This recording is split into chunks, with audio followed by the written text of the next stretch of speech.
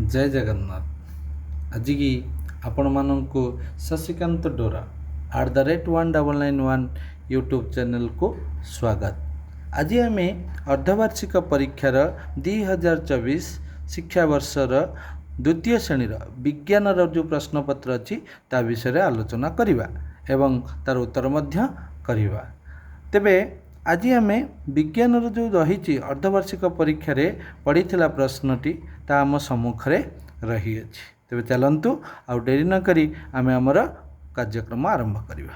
कार्यक्रम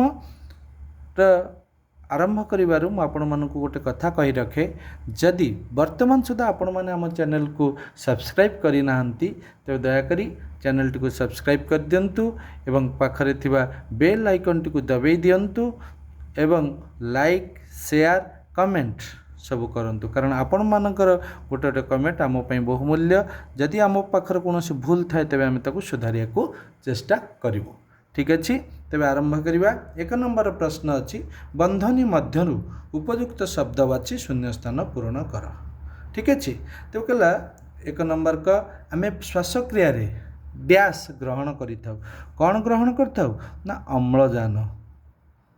आम श्वासक्रिया कौन ग्रहण करूँ ना अम्लजान। ठीक अच्छे, आम ग्रहण करता आंसर हो गला ये। तापर नेली उद्भिद डैश रे देखा जाती। नेली प्रकार आम बेले बेले देखुवा पोखरी मानक बहुत दिन पानी खरा दिन बेसिकली बहुत देखा जाती। नेली गुड़िक पोखरी भितर केमती पड़ी रही था, कारण पोखरी पानीटी माने कौन गोटे जगार ही एकाठी रही जाए, तेणु नेली उद्भिद से नेली देखा जाती। सालामांडर एक डैश प्राणी। सालामांडर आम पढ़ी सालामांडर होची गोटे उभयचर प्राणी, मन रखिए। कॉफी उद्भिदर डैश रु कॉफी प्रस्तुत हुए, कौथरू ना मंजीरू है। मंजीरू ही कॉफी आम पाई थांती। तापरे वंश वृद्धि करवा कहार लक्षण ना सजीवर, सजीवर लक्षण अटे। ठीक अच्छे, वर्तमान सुधा आम एक नंबर प्रश्न टिकु सबु प्रश्न उत्तर कर सारे। दुई नंबर प्रश्न को जीवा। दुई नंबर प्रश्न रे अच्छी ठीक वाक्य पाखरे ठीक, भूल वाक्य पाखरे भूल चिन्ह दियो, अर्थात जोटा ठीक थी ठीक देवा, जोटा भूल थी से भूल चिन्ह देवा। दुई नंबर प्रश्न, दुई नंबर क प्रश्न अच्छी, नागदल एक आर्द्रभूमिज उद्भिद। यहाँ हूँ भूल उत्तर, का नागदल गोटे जलज उद्भिद हम, सी केवे आर्द्रभूमिज उद्भिद हो पार ना। सबाई घासर मंडरू कागज तैयारी हुए। ठीक, सबाई घास बाउंश इत्यादि आम कागज तैयारी होची। सेहीपरि उद्भिदर अदरकारी जल पत्र मध्य दे बाहर को बाहरी जाए। उद्भिदर जो सब जल आमठू ग्रहण करे, ठीक अच्छे, ता भर जो अदरकारी जल ता पत्र मध्य दे बाहर को बाहरी जाए। तबे ठीक अच्छे। शागुणा एक तृणभोजी प्राणी, संपूर्ण रूप से भूल। शागुणा हूँ गोटे मांसाशी प्राणी, मांस खाइबा से भल पाए, तेणु सी कह तृणभोजी, से केवल घास पत्र खाए ना। पतंग मानकर 8टी लेखाएं गोड़ थाए, ये भी मध्य भूल अच्छे। ठीक अच्छे, तेरे बर्तमान सरीगला आमर 2 नंबर। आम 3 नंबर प्रश्न पाखक जीवा।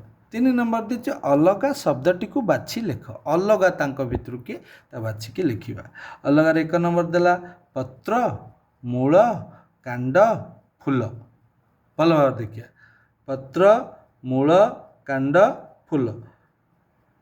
ता भितर अलगा किए हम ना, अलगा आमको मूल ही हम, कारण मूलटा माटीर मूल जो जिनस माटी चेरटा तो माटी भीतर होची। कांड, फूल, पत्र एगुड़ी सब कांड सहित संश्लिष्ट थांती है। महिषी, छेली, बिलुआ, ठेकुआ। भल भाव देखु, महिषी, छेली, ठेकुआ, बिलुआ, ए भर किए अलगा हम ना बिलुआ अलगा हम। बिलुआ हूँ कौन ना मांसाशी प्राणी। ठीक अच्छे, कुंभीर, कईंच, एंडुओ, बादुड़ी।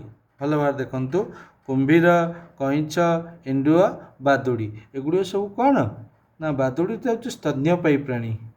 एगुड़िक कुंभीर, कईंच, एंडुओ सब कौन सरीसृप। ठीक अच्छे, तब कारण भरा देकी चलुला बेले बादुड़ी उड़ी उड़ी जाए है। तेरे टायर, ट्यूब, पेंडु, गालीचा। भल भाव देखु, टायर, ट्यूब, पेंडु, गालीचा। तेरे या भितर अलगा किए, या भितर अलगा होची गालीचा। ଏ ଭିତରୁ ଅଲଗା କିଏ ନା ଗାଲିଚା। ଠିକ୍ ଅଛି। ତାର ଆମ୍ବ, ପଣସ, ସିଜୁ, ଜାମୁ। ଭଲ ଭାବରେ ଦେଖ, ଆମ୍ବ, ପଣସ, ସିଜୁ, ଜାମୁ ଏଗୁଡ଼ିକ ସବୁ ଆର୍ଦ୍ରଭୂମି ଯେଉଁ ଉଦ୍ଭିଦ ବେଳେ ଇଏ ହେଲା କ'ଣ ନା ମରୁଜ ଉଦ୍ଭିଦ। ଠିକ୍ ଅଛି। ବର୍ତ୍ତମାନ ସୁଦ୍ଧା ଆମର 3 ନମ୍ବର ପ୍ରଶ୍ନ ସରିଗଲା। ତାପରେ ଯିବା 4 ନମ୍ବର। 4 ନମ୍ବର ପ୍ରଶ୍ନ ଦେଇଛି ସ୍ତମ୍ଭ ମିଳନ କର। କ'ଣ ଦେଇଛି ନା ସ୍ତମ୍ଭ ମିଳନ କରିବା ହେଲା। ମୁଁ କିଛି ସମୟ ପୂର୍ବରୁ କହୁଥିଲି କ ସ୍ତମ୍ଭର ଖ ସ୍ତମ୍ଭ ସହିତ ସମ୍ପର୍କକୁ ଯୋଡ଼ିବା। ବାଦୁଡ଼ି, ବାଦୁଡ଼ି ହେଉଛି ଗୋଟେ ସ୍ତନ୍ୟପାୟୀ ପ୍ରାଣୀ। ଝୋଟ, ଝୋଟ ଆମର କ'ଣ ହୁଏ ନା ଗାଲିଚା ତିଆରି ହେଉଛି। ଚେର, ଚେର ସାହାଯ୍ୟରେ କ'ଣ ହେଉଛି ଖଣିଜ ଲବଣ ଜଳ ସବୁ ଇଏ ହେଉଛି। ରଜନୀଗନ୍ଧାରୁ ଆମର କ'ଣ ସେଣ୍ଟ ତିଆରି ହେଉଛି ହେଲା। ତେବେ ପଦ୍ମ ଗୋଟିଏ ଜଳଜ ଉଦ୍ଭିଦ ଅଟେ। ଠିକ୍ ଅଛି। ବର୍ତ୍ତମାନ ସୁଦ୍ଧା ଆମର ସରିଗଲା। ତାପରେ ଯିବା 5 ନମ୍ବର। 5 ନମ୍ବର ପ୍ରଶ୍ନ ଅଛି ଏକ ପଦରେ ପ୍ରକାଶ କର। ଏଇ ପ୍ରଶ୍ନର ଉତ୍ତର ପାଇଁ ଆମକୁ 2 ମାର୍କ ମିଳିବ। ଠିକ୍ ଅଛି। ବଞ୍ଚିବା ପାଇଁ ଖୁବ୍ କମ୍ ଜଳ ଦରକାର କରୁଥିବା ଉଦ୍ଭିଦ, ଯିଏ ବଞ୍ଚିବା ପାଇଁ ସାଧାରଣତଃ ମରୁଜ ଉଦ୍ଭିଦ କହନ୍ତି। କି ଉଦ୍ଭିଦ ନା ମରୁଜ ଉଦ୍ଭିଦ। ଠିକ୍ ଅଛି। ଯେଉଁ ପ୍ରାଣୀ କେବଳ ଉଦ୍ଭିଦକୁ ଖାଇ ବଞ୍ଚେ ତାଙ୍କୁ କ'ଣ କହିବା ଉଦ୍ଭିଦକୁ ଖାଇ ବଞ୍ଚେ।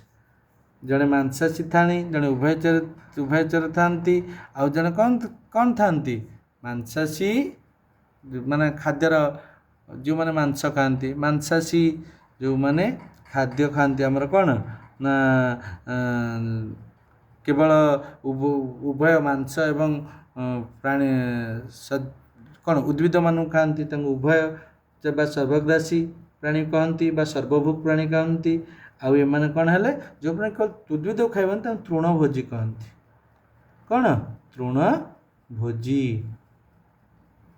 କ'ଣ କହନ୍ତି ନା ତୃଣଭୋଜୀ।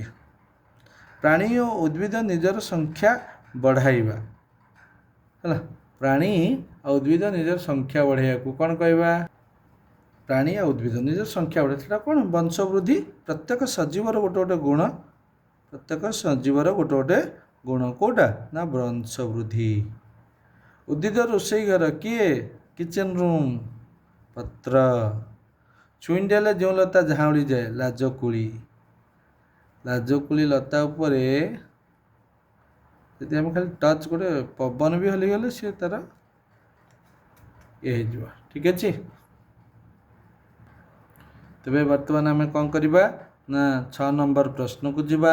6 ନମ୍ବର ପ୍ରତ୍ୟେକ ପ୍ରଶ୍ନ ପାଇଁ ଆମକୁ 3ଟିର ଉତ୍ତର ଦେବା ପାଇଁ ପଡ଼ିବ। ପ୍ରତ୍ୟେକ ପ୍ରଶ୍ନ ପାଇଁ ଆମକୁ 5 ନମ୍ବର ମିଳିବ। ସେଥିରୁ ଆମକୁ କିନ୍ତୁ 5ଟି ପ୍ରଶ୍ନ ଥିବ। ଠିକ୍ ଅଛି। ତ 5ଟି ପ୍ରଶ୍ନ ମଧ୍ୟରୁ ଆମେ ପ୍ରଥମେ 6 ନମ୍ବର କ ପ୍ରଶ୍ନଟିକୁ ଆଲୋଚନା କରିବା। ହେଲେ ତୁମକୁ ପିମ୍ପୁଡ଼ିଟିଏ କାମୁଡ଼ି ଦେଲେ, ଠିକ୍ ଅଛି, ତୁମେ ସେ ସ୍ଥାନକୁ ଆଉଁସି ଦିଅ କାହିଁକି। ଭଲ ଭାବରେ ଆମେ ଜାଣିପାରୁ ନା ପିମ୍ପୁଡ଼ିଟିଏ ଯେତେବେଳେ ଆମକୁ କାମୁଡ଼ି ଦେଉଛି, ରୁଟକୁଣି କରି କାମୁଡ଼ି ଦେଲା, ତ ଆମର ସାଙ୍ଗେ ସାଙ୍ଗେ କ'ଣ ହୋଇଯାଉଛି ଆମର ଅନୁଭବ ଶକ୍ତି ଅଛି। ଯେଉଁ ଜାଗାରୁ କାମୁଡ଼ିଲା ସେ ସାଙ୍ଗେ ସାଙ୍ଗେ କେଉଁଠିକି ପଳାଉଛି ନା ମସ୍ତିଷ୍କକୁ ଯାଉଛି। ମସ୍ତିଷ୍କ ସାଙ୍ଗେ ସାଙ୍ଗେ କାହାକୁ ଇନଷ୍ଟ୍ରକ୍ସନ୍ ଦେଉଛି ନା ହାତକୁ ଇନଷ୍ଟ୍ରକ୍ସନ୍ ଦେଲା ହେଲା। ତେବେ ଆମକୁ କଷ୍ଟ ହେଲା ବେଳକୁ ମସ୍ତିଷ୍କ ଜାଣିଲା, ମସ୍ତିଷ୍କ ସାଙ୍ଗେ ସାଙ୍ଗେ ହାତକୁ ନିର୍ଦ୍ଦେଶ ଦେଲା, ତେଣୁ ହାତ ସାଙ୍ଗେ ସାଙ୍ଗେ ଯାଇକି ତାକୁ ଆଉଁସି ଦିଏ। ତେବେ ତାକୁ ଆମେ ବିଜ୍ଞାନର ଭାଷାରେ କିପରି ଲେଖିବା ନା ପିମ୍ପୁଡ଼ିଟିଏ କାମୁଡ଼ି ଦେଲେ ଆମେ ଆମର ଅନୁଭବ ଶକ୍ତି ଦ୍ୱାରା ଏହା ଜାଣିପାରୁ, ଅନୁଭବ କରିପାରୁ ଏବଂ ଜାଣିପାରୁ ଏବଂ ସାଙ୍ଗେ ସାଙ୍ଗେ କ'ଣ ନା ପ୍ରତିକ୍ରିୟାଶୀଳ ହୋଇ ପ୍ରତିକ୍ରିୟା ପ୍ରକାଶ ଯୋଗୁଁ ସେ ସ୍ଥାନକୁ ଆମେ କ'ଣ କରିବା ନା ଆଉଁସି ଦେବା। ଆମ ହାତ ଆପେ ଆପେ ପଳାଇବ ସେଠିକି। ଠିକ୍ ଅଛି। ତେବେ ଉଦ୍ଭିଦ ଠାରୁ ମିଳୁଥିବା 5ଟି ଉପକାର ଲେଖ। ଉଦ୍ଭିଦ ଠାରୁ ଆମେ କି ପ୍ରକାର ମାନେ ଉପକାର ପାଉଛନ୍ତି। ପ୍ରଥମତଃ ମନେ ରଖିବା ଦରକାର ଉଦ୍ଭିଦ ଠାରୁ ଆମେ କ'ଣ ପାଉଛନ୍ତି ନା ମହୁ ପାଉଛନ୍ତି, ଲାଖ ପାଉଛନ୍ତି, ଅମ୍ଳଜାନ ପାଉଛନ୍ତି, ଘର ଉପକରଣ ଆବଶ୍ୟକ ଉପକରଣ ପାଉଛନ୍ତି, ଛାଇ ପାଉଛନ୍ତି, ବିଭିନ୍ନ ପ୍ରକାର ଜିନିଷ ଆମେ ପାଉଛନ୍ତି। କେଉଁଠୁ ନା ଉଦ୍ଭିଦ ଠାରୁ। ଆଉ କ'ଣ ଉଦ୍ଭିଦ ଠାରୁ ପାଉଛନ୍ତି ନା ଉଦ୍ଭିଦର ଫୁଲକୁ ଆମେ କ'ଣ ସାଜସଜ୍ଜାରେ ବ୍ୟବହାର କରୁଛନ୍ତି, ଉଦ୍ଭିଦକୁ ଆମେ ବାଡ଼ ରୂପରେ ବ୍ୟବହାର କରୁଛନ୍ତି, ତାକୁ ଆମେ ଖାଦ୍ୟ ରୂପରେ ମଧ୍ୟ ବ୍ୟବହାର କରୁଛନ୍ତି ବିଭିନ୍ନ ପ୍ରକାର। ଠିକ୍ ଅଛି। ତାପରେ ଗର ଦେଲା ଜଳର ଆବଶ୍ୟକତା ଦୃଷ୍ଟିରୁ ଉଦ୍ଭିଦକୁ କେତେ ଭାବରେ ବିଭକ୍ତ କରାଯାଇଛି। ପ୍ରଥମ ଓ ମରୁଜ ଉଦ୍ଭିଦ କହିଲେ କ'ଣ ଚାରୋଟି ଉଦାହରଣ ଦେଇକି ଲେଖିବା। ହେଲା ଜଳର ଆବଶ୍ୟକତା ଦୃଷ୍ଟିରୁ ଉଦ୍ଭିଦକୁ 3 ଭାଗରେ ବିଭକ୍ତ କରାଯାଇଛି। କ'ଣ କ'ଣ? 1ରେ ଜଳଜ ଉଦ୍ଭିଦ, 2ରେ ମରୁଜ ଉଦ୍ଭିଦ, 3 ହେଲା ଆର୍ଦ୍ରଭୂମିଜ ଉଦ୍ଭିଦ। ଠିକ୍ ଅଛି। ତାହେଲେ ଏ ମରୁଜ ଉଦ୍ଭିଦ କହିଲେ କ'ଣ ବୁଝ ନା ମରୁଜ ଉଦ୍ଭିଦ କହିଲେ ଆମେ ସାଧାରଣତଃ ମରୁଭୂମିରେ କ'ଣ ହୋଇଥାଏ ନା ଆଦୌ କେତେକ ଅଞ୍ଚଳ ଖୁବ୍ ବର୍ଷା ହୁଏନି ବା ଖୁବ୍ କମ୍ ବର୍ଷା ହୋଇଥାଏ। ହେଲା ଏଇ ଅଞ୍ଚଳକୁ ଆମେ କ'ଣ କହନ୍ତି ନା ମରୁଭୂମି କହନ୍ତି। ସେ ମରୁଭୂମିରେ ଯେଉଁ ଉଦ୍ଭିଦମାନେ ବଢ଼ିଥାନ୍ତି, ଜନ୍ମ ନେଇଥାନ୍ତି ବା ଦେଖିଥାନ୍ତି ତାଙ୍କୁ ଆମେ ମରୁଜ ଉଦ୍ଭିଦ ବୋଲି କହୁଛେ। ତାହେଲେ ଉଦାହରଣ କିଏ କିଏ ଆସିବ ନା ସିଜୁ, ନାଗଫେଣି, ଖଜୁରୀ, ବବୁଲ, ଝାଉଁ ଏସବୁ ଗଛ ଆମେ ଦେଖିବାକୁ ପାଇଥାଉ। ତାପରେ ଆସିଲା ଘ ନମ୍ବରର ପ୍ରଶ୍ନ ଆସିଲା ପକ୍ଷୀମାନଙ୍କର ଲକ୍ଷଣ ଗୁଡ଼ିକ ଲେଖ। ପକ୍ଷୀମାନଙ୍କର କ'ଣ କ'ଣ ଲକ୍ଷଣ ଅଛି? ସାଧାରଣତଃ ପକ୍ଷୀ ଯିଏ ହେଇଥିବେ ତା'ର 2ଟି ଡେଣା ଥିବ, ଗୋଟିଏ ଚଞ୍ଚୁ ଥାଏ ଯାହା ସାହାଯ୍ୟରେ ସେ ଖାଦ୍ୟ ଗୁଡ଼ିକୁ ଖୁମ୍ପି ଖୁମ୍ପି ଖାଏ। ଏମାନଙ୍କର ଡେଣା ସହିତ ଗୋଟେ ପର ମଧ୍ୟ ଥାଏ। ହେଲା ଏଇ ପକ୍ଷୀମାନଙ୍କର ହାଡ଼ ଏତେ ହାଲୁକା ଯେ ଏମାନେ ବହୁତ ଉପରକୁ ଉଡ଼ି ପାରନ୍ତି। ହେଲା କିନ୍ତୁ ହଂସ, ବତକ ସେମାନେ କ'ଣ ଟିକେ ମାଂସାଳିଆ, ଅଧିକ ମାଂସ ତାଙ୍କ ଦେହରେ ଥାଏ, ତେଣୁ ସେମାନେ ଅଧିକ ବାଟ ଉଡ଼ି ପାରନ୍ତି ନାହିଁ। ହେଲା ତାହେଲେ ସବୁ ପକ୍ଷୀମାନଙ୍କର ଉଡ଼ିବା ଶକ୍ତି ଅଛି, ସମସ୍ତେ ଉଡ଼ନ୍ତି, କିନ୍ତୁ ଓଟ ପକ୍ଷୀ ହେଲେ, ବତକ ହେଲେ ଏମାନେ କେବେ ହେଲେ ଉଡ଼ିପାରିବେ ନାହିଁ। ଠିକ୍ ଅଛି। ଆଉ କ'ଣ ହେଲା 5 ନମ୍ବର ପ୍ରଶ୍ନ ସ୍ତନ୍ୟପାୟୀ ପ୍ରାଣୀ କାହାକୁ କହନ୍ତି? ଉଦାହରଣ ଦେଇ ଲେଖ। ସ୍ତନ୍ୟପାୟୀ ଯେଉଁ ପ୍ରାଣୀମାନେ ନିଜର ପିଲାମାନଙ୍କୁ ସ୍ତନ୍ୟପାନ କରାଇ ବଢ଼ାଇଥାନ୍ତି, ଛୋଟରୁ ବଡ଼ କରିଥାନ୍ତି, ସେମାନଙ୍କୁ ଆମେ ସ୍ତନ୍ୟପାୟୀ ପ୍ରାଣୀ ବୋଲି କୁହାଯାଉ। ଯଥା ଗାଈ, ଛେଳି, ତିମି, ଡଲଫିନ୍, ବାଦୁଡ଼ି ଇତ୍ୟାଦି। ଠିକ୍ ଅଛି। ଆହୁରି ବହୁତ ମଣିଷ ମଧ୍ୟ, ଆହୁରି କୁକୁର ଅଛି, ଘୁଷୁରୀ ଅଛି, ବିଭିନ୍ନ ଆହୁରି ବହୁତ ଜଣ ଅଛନ୍ତି। ତ ବର୍ତ୍ତମାନ ସୁଦ୍ଧା ଆମର ସବୁ ପ୍ରଶ୍ନର ଆଲୋଚନା ହୋଇଗଲା। ଆଶା ବିଶ୍ୱାସ ଏ ସବୁ ପ୍ରଶ୍ନର ଉତ୍ତର ଆପଣମାନଙ୍କ ପାଖରେ ପହଞ୍ଚି ପାରିଥିବ ଏବଂ ଆପଣଙ୍କ ହୃଦୟକୁ ମଧ୍ୟ ଛୁଇଁ ପାରିଥିବ। ପିଲାମାନଙ୍କୁ ଏଭଳି ପ୍ରଶ୍ନ ବାରମ୍ବାର ଆଲୋଚନା କରାନ୍ତୁ। ଆଲୋଚନା କରିବା ମାଧ୍ୟମରେ ପିଲାମାନେ ଅଧିକ କାର୍ଯ୍ୟକ୍ଷମ ହୋଇପାରିବେ, ଆକ୍ଟିଭ୍ ହୋଇପାରିବେ। କାରଣ ପରୀକ୍ଷାରେ ତ ଅଳ୍ପ ସମୟ ଥିବ ନା, ଅନ୍ୟ ପିଲା ଆଉ ଲେଖା ଯେତେ ଅଭ୍ୟାସ କରିବେ ସେଟିକୁ କରିବା ଦ୍ୱାରା ପିଲାଟିକୁ ଭଳି ପ୍ରଶ୍ନ ଆସୁଛି, କେମିତି ପ୍ରଶ୍ନର ଉତ୍ତର ଆମକୁ ଲେଖିବା ପାଇଁ ପଡ଼ୁଛି। ଆଉ ଗୋଟେ ଜିନିଷ କହିଦେଉଛି, କାରଣ 2ୟ ଶ୍ରେଣୀ ପିଲା ଯଦି ପୂର୍ଣ୍ଣ ବାକ୍ୟରେ ମଧ୍ୟ ନ ଲେଖିପାରୁଛି, ଖାଲି ଉତ୍ତର ଲେଖୁଛି ଯେଉଁଠି ସବୁ ଅଛି ନା ଶୂନ୍ୟ ସ୍ଥାନ ପୂରଣ କର, ଠିକ୍ ବା ଭୁଲ, ଖାଲି ଠିକ୍ ଚିହ୍ନ ଦେଇଦେବ କି ଭୁଲ ଚିହ୍ନ ଦେବ, ମଧ୍ୟ ତାକୁ ନମ୍ବରଟିକୁ ପ୍ରଦାନ କରାଯାଇଥାଏ। ଠିକ୍ ଅଛି। ସେଥିପାଇଁ ଆମେ ଅଭିଭାବକ ଅଭିଭାବିକାମାନେ ବ୍ୟସ୍ତ ହେବାନି ଯେ ସେ ପୂର୍ଣ୍ଣ ବାକ୍ୟରେ ଲେଖୁନି କାଳେ ନମ୍ବର କାଟିଦେବେ, ସେମିତି କରିବାନି। ପିଲାଟିକୁ ଭଲ ଭାବରେ ପଢ଼େଇବା, କିନ୍ତୁ ଏଇ ଯେଉଁ ଉତ୍ତର ରହିଛି ଦୀର୍ଘ ଉତ୍ତରମୂଳ ତାକୁ ଟିକେ ଲେଖିବା ପାଇଁ କହିବେ, ପଏଣ୍ଟ ୱାଇଜ୍ ଲେଖିଲେ ବହୁତ ଭଲ। ଏବେଠୁ ଅଭ୍ୟାସ କରିବା ଦରକାର। ଆଶା ବିଶ୍ୱାସ ଆପଣମାନଙ୍କୁ ଆମର এই ଭିଡ଼ିଓଟି ଭଲ ଲାଗିଥିବ। ଯଦି ବି ଭଲ ଲାଗିଛି ତେବେ ଆପଣମାନଙ୍କୁ ଅନୁରୋଧ ଯେ ଆପଣମାନେ ଆମର ଚ୍ୟାନେଲ୍ ଶଶିକାନ୍ତ ଦୌରା @199 ୟୁଟ୍ୟୁବ୍ ଚ୍ୟାନେଲ୍କୁ ସବସ୍କ୍ରାଇବ୍ କରନ୍ତୁ, ଲାଇକ୍ କରନ୍ତୁ ଏବଂ କମେଣ୍ଟ କରନ୍ତୁ, ସେୟାର କରନ୍ତୁ ଏବଂ ପାଖରେ ଯେଉଁ ବେଲ୍ ଆଇକନ୍ ଥିବ ସବସ୍କ୍ରାଇବ୍ ପରେ ତାକୁ ଦବାଇ ଦିଅନ୍ତୁ। ଏହା କରିବା ଦ୍ୱାରା ଆମ ଦ୍ୱାରା ଅପଲୋଡ଼ ହେଉଥିବା ସମସ୍ତ ଭିଡ଼ିଓ ସର୍ବପ୍ରଥମେ ଆପଣଙ୍କ ପାଖରେ ପହଞ୍ଚି ପାରିବ। ଏତିକିରେ ଆଜି ପାଇଁ ବିଦାୟ ରହୁଛି। ପୁଣି ଥରେ ଦେଖା ହେବ ଆଉ ଏକ ନୂତନ ପ୍ରଶ୍ନ ଉତ୍ତର କାର୍ଯ୍ୟକ୍ରମରେ। ସେତିକି ପର୍ଯ୍ୟନ୍ତ ବିଦାୟ ନେଉଛି। ଜୟ ଜଗନ୍ନାଥ। ସର୍ବେ ଭବନ୍ତୁ ସୁଖିନଃ, ସର୍ବେ ସନ୍ତୁ ନିରାମୟା, ସର୍ବେ ଭଦ୍ରାଣି ପଶ୍ୟନ୍ତୁ ମା କଶ୍ଚିଦ୍ ଦୁଃଖ ବା ଭବେତ୍। ହରି ଓಂ ଶାନ୍ତି ଶାନ୍ତି ଶାନ୍ତି।